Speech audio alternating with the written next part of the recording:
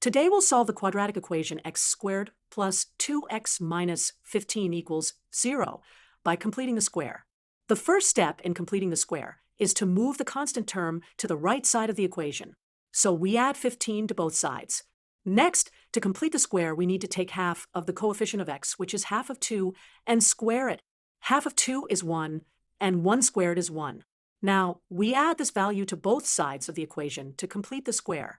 Adding 1 to both sides gives us x squared plus 2x plus 1 equals 16.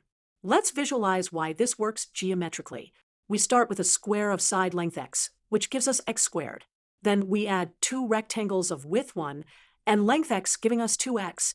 Finally, we complete the square by adding a small square of side length 1, which gives us 1.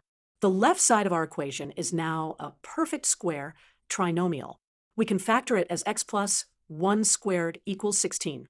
To solve for x, we take the square root of both sides.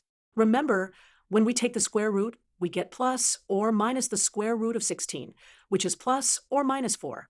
Finally, we solve for x by subtracting 1 from both sides. Therefore, x equals negative 5 or x equals 3.